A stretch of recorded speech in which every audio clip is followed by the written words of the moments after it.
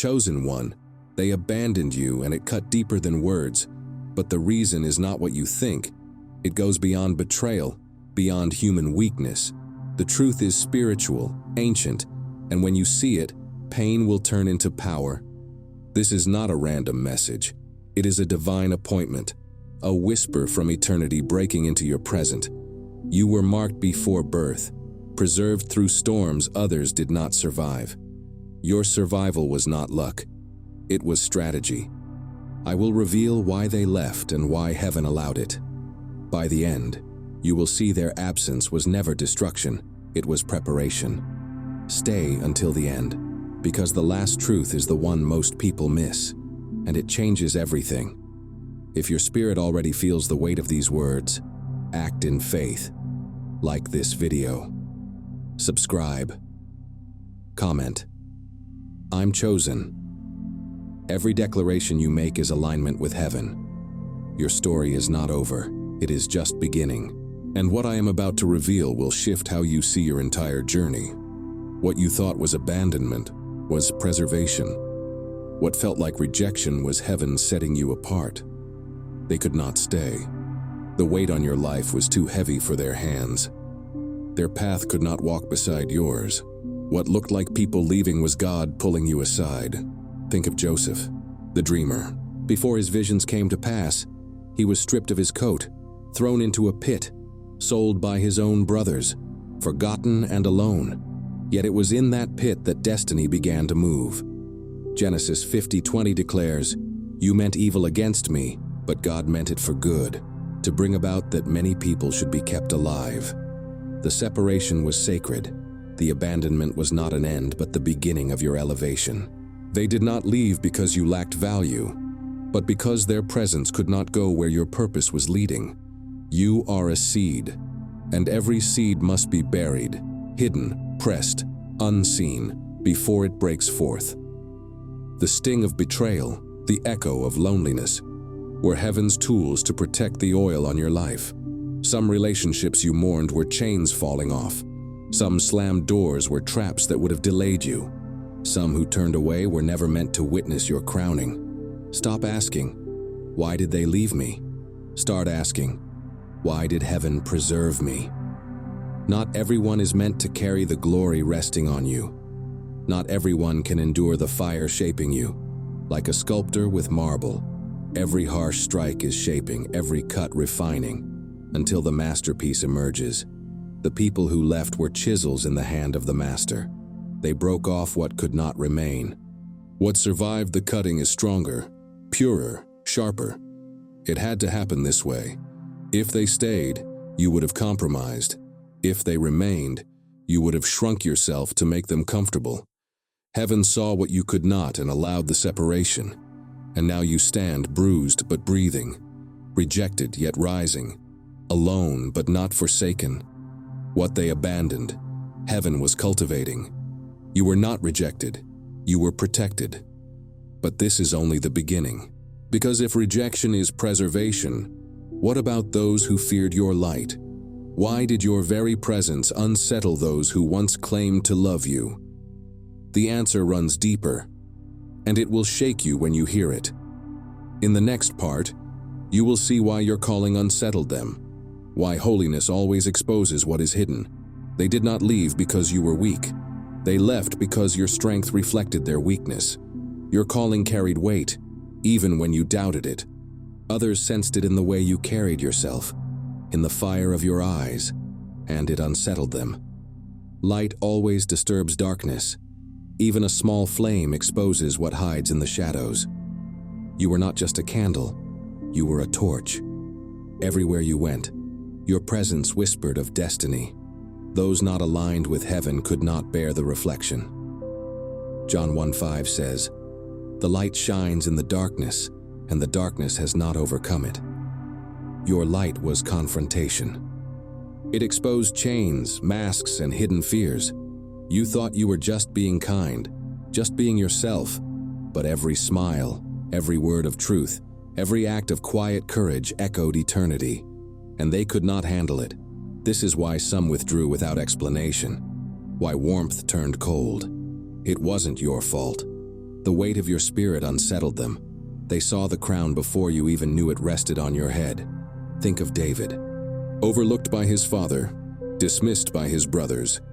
Yet when Samuel poured the oil, heaven declared what men refused to see. Though he still carried a sling, the atmosphere shifted, and jealousy rose. His brothers ridiculed him.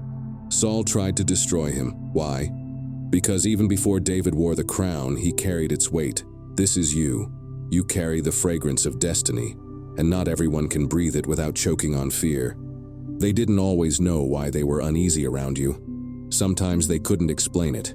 But spirits recognize spirits, and the spirit within them knew the greatness inside of you. That's why betrayal came from unexpected places. Why people you trusted turned away. Because your calling, though invisible to you, was undeniable to them. You carry fire, and fire cannot sit next to dry straw without igniting it. Your presence sparked their comfort zones. Instead of embracing the refining fire, they ran from it. Think back. The false accusations, the whispers, the envy without cause. These were not coincidences. They were proof that the weight of your calling was pressing on the atmosphere. Here is the truth. If your presence scared them, it's because your destiny was always bigger than your environment. You outgrew the space before you even knew it. Heaven allowed them to step away because they could not carry what was inside you. Take comfort. You are not too much. You are not too intense. You are exactly what heaven designed you to be. And the same oil that caused some to leave will draw your true tribe to you. But there is something deeper. If your calling unsettled them, what was happening behind the scenes? What invisible war was raging, disguised as simple conflict? The answer: you were not just dealing with people, you were dealing with spirits. For we wrestle not against flesh and blood, and that takes us into the next revelation. You thought it was just people, just betrayal. But what you faced was not only human rejection, it was spiritual resistance. Ephesians 6:12 declares, "For we wrestle not against flesh and blood, but against principalities, against powers, against the rulers of the darkness of this world, against spiritual wickedness in high places." Your fight has never been only with men or women. It has always been with forces that saw your potential before you did. The enemy recognized your light early. Before you stepped into purpose, he whispered into hearts, sowed jealousy, fueled insecurity, stirred confusion and betrayal. He knew your life was dangerous to the kingdom of darkness. Think about it. How many times did someone you loved suddenly turn against you? How often did relationships shift overnight, leaving you wounded and bewildered? It wasn't random, it was strategy. The enemy couldn't destroy you directly, so he tried to weaken you through those closest to you. The battlefield was never just about them. It was about you, your voice, your assignment, your destiny. Remember Peter? He loved Jesus, yet in a moment of influence from the adversary, he spoke words that could derail the mission. Jesus rebuked not Peter, but the Spirit working through him. "Get behind me, Satan." In the same way, spirits tried to work through familiar faces in your life. The enemy hoped betrayal would break your spirit, rejection would silence your voice, abandonment would make you quit. But you are still here, bruised but unbroken, shaken but standing. Every arrow revealed the shield covering you. Every whisper proved the anointing on you. Every betrayal pushed you closer to destiny. The enemy underestimated something. He thought the storm would drown you, but forgot the one who called you walks on water. He thought the fire would consume you, but forgot the fourth man stands in the flames. He thought rejection would define you, but forgot heaven already gave you a new name. This was never about losing friends. It was about surviving warfare. Darkness could not stop your rising, so it tried to use relationships as snares. Heaven allowed the separation to protect your calling. Your tears were not wasted. Your losses were not meaningless. Every betrayal was part of a greater strategy. Had they stayed, warfare would have multiplied. Their access would have drained you. Their presence sabotaged your progress. Instead, heaven cut ties you could not. Heaven removed weights you would have carried out of loyalty. Heaven blocked connections that looked good but hid destruction. It hurt, but it preserved you. Now you stand clearer, stronger, more discerning. You see that not every smile is sincere. Not every hand extended is for your good. Not every voice praising you is aligned with heaven. You are awakening. Discernment has become your shield for this next season. But there is still a mystery. If the warfare was hidden in your relationships, what about the silence? What about the lonely seasons when even heaven seemed far? Why would God isolate you when you longed for comfort? That is the desert's mystery. And in the next part, you will see why loneliness was never punishment. It was preparation. What looked like abandonment was alignment. What felt like punishment was preparation. Your lonely seasons were heaven's hidden classroom. Isolation has always been God's strategy for those marked with destiny. Before the fire is revealed publicly, it must first be guarded in secret. Before a voice thunders in crowds, it must be trained in silence. Think of Elijah. After calling down fire, he was led to the wilderness, fed by ravens, hidden and unseen. Why? Because a mouthpiece must be purified before it is amplified. This is your story. When everyone left, when the room went silent, when the phone stopped ringing, it wasn't rejection, it was consecration. Think of Moses, raised in Pharaoh's courts, surrounded by wealth and power. Yet before leading a nation, he spent 40 years in the desert, alone with sheep, alone with silence, alone with God.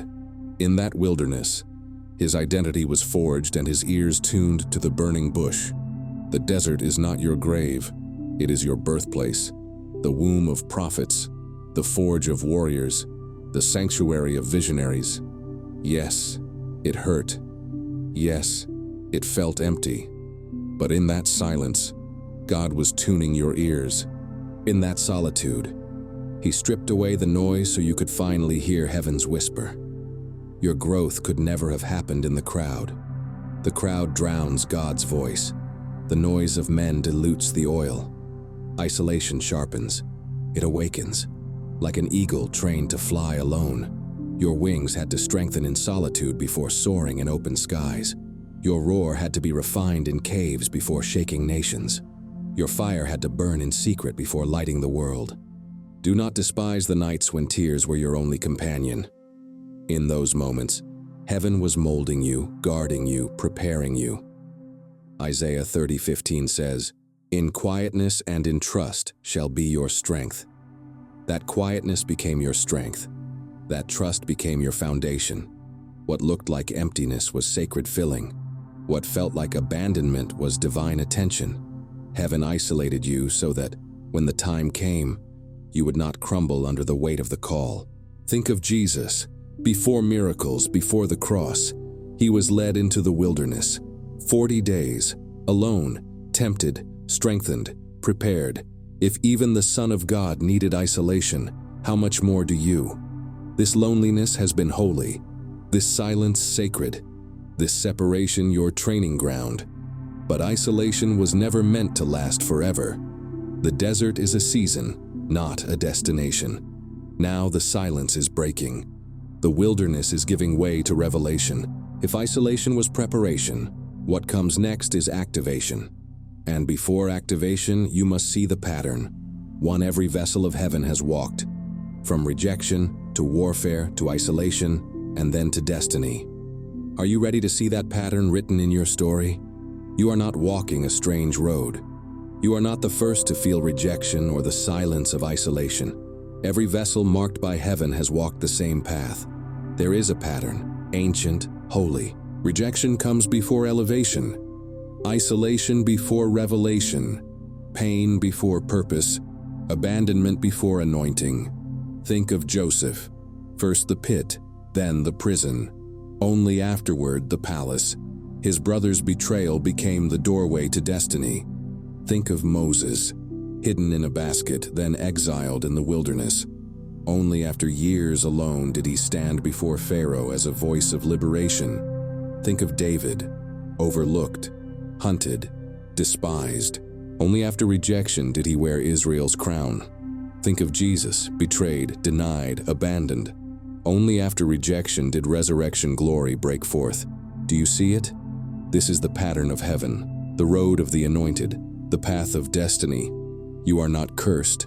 You are not forgotten. You are not unworthy. You are walking the same road the greatest vessels of heaven have walked. I know it hurts. The pit feels endless, the desert dry, the cave suffocating. But Joseph's pit was not permanent. Moses' wilderness was not endless. David's cave was not final, and the tomb could not hold Jesus. Neither will this season define you forever. Rejection is a signpost.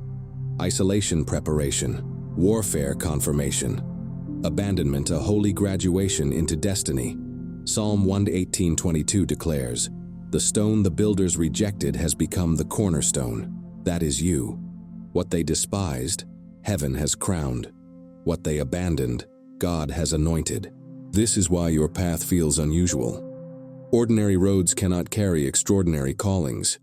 The marked must walk the hidden path, the narrow road that leads to glory. But here is something deeper. When heaven marks someone, even silence feels crushing. Not because God abandons, but because He tests endurance. He teaches you to trust the pattern when you cannot see the outcome. Trust this. Heaven wastes nothing. Not your tears, not the silence, not sleepless nights, not betrayals. Every wound becomes testimony. Every valley a doorway to the mountain. You are not behind, you are right on schedule. What feels like delay is design. What feels like death is birth. Even Jesus cried, "My God, why have you forsaken me?" Yet that silence was not abandonment, it was fulfillment. The completion of the pattern that leads to resurrection. So what does this mean for you? You are not being punished, you are being perfected. Rejection is evidence of selection, isolation proof of consecration, the pattern confirmation of destiny. But why does your rejection cut deeper, your battles feel fiercer? The answer lies in the hidden mark on your life, the seal placed before birth. And in the next part, you will see the divine imprint that set you apart. The reason spirits recognized you even before you knew yourself. Before you were born. Heaven placed something on you. A hidden mark. A seal no man could remove. A sign declaring, "This one is mine." That mark is why you always felt different. Why you never fit in, no matter how hard you tried. Why rejection came even in places where you should have belonged. You were marked before time began. Jeremiah 1:5 declares, "Before I formed you in the womb, I knew you. Before you were born, I set you apart. Before your first cry, your first step, your first heartbreak, you were already stamped with destiny." Others sensed it even when you didn't. They couldn't explain it, but they felt it. You carried a fragrance they could not name, a light they could not comprehend. Sometimes, instead of drawing them closer, it pushed them away. Think of David, the youngest son overlooked in the field while his brothers stood before Samuel.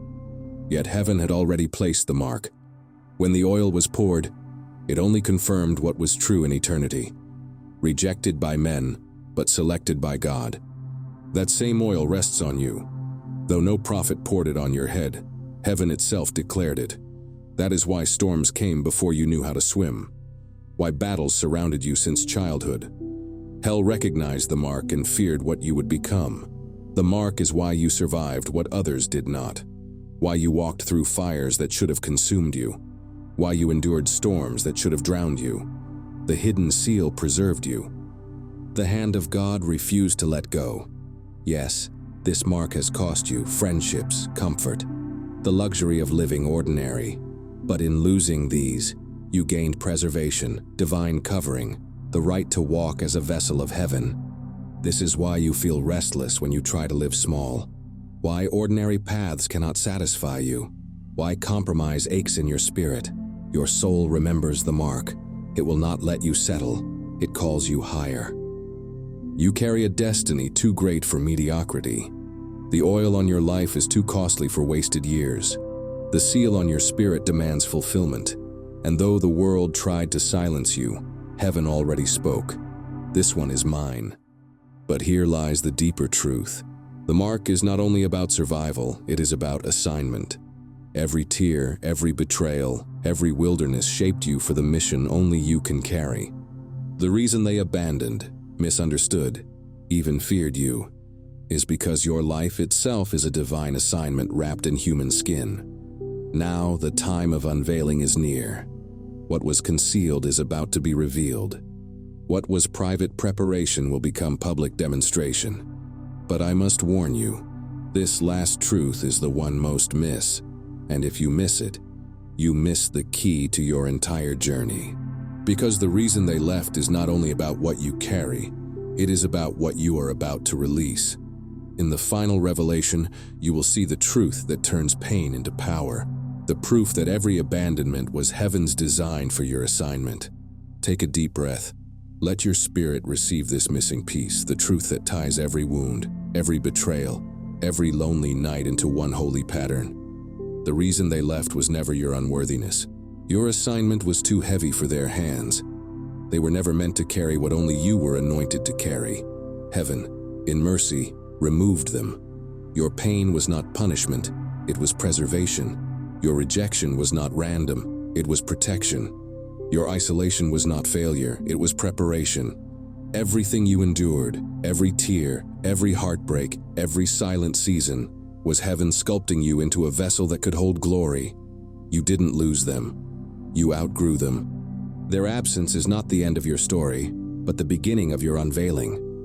You are stepping into the moment when the hidden becomes seen, when the oil carried in silence begins to flow openly, when the stone rejected becomes the cornerstone. Hear this decree: you are chosen, you are preserved, you are anointed. Your pain was not wasted. Your future is not fragile, it is divinely secured. Lift your heart and receive this prayer. Father, thank you for preserving this life. Thank you for every closed door that was protection. Thank you for every abandonment that was secret preservation. Now I decree, what was hidden will be revealed. What was broken, rebuilt. What was delayed, delivered in perfect timing. Amen. Now declare with me, I am chosen. I am preserved. I am anointed. What was meant to break me has prepared me. I walk in divine alignment. Seal this word as a prophetic act. Type in the comments, 777, I am chosen and preserved. Your declaration is alignment with heaven. If this word burned in your spirit, like this video, subscribe, not as routine, but as a way of saying, I will not walk alone. I walk with my tribe. Share this message so others can see their pain was not punishment, but preparation. Remember always, you were never abandoned. You were set apart. They left because your destiny is too great to be carried by anyone but you. Your story has only just begun.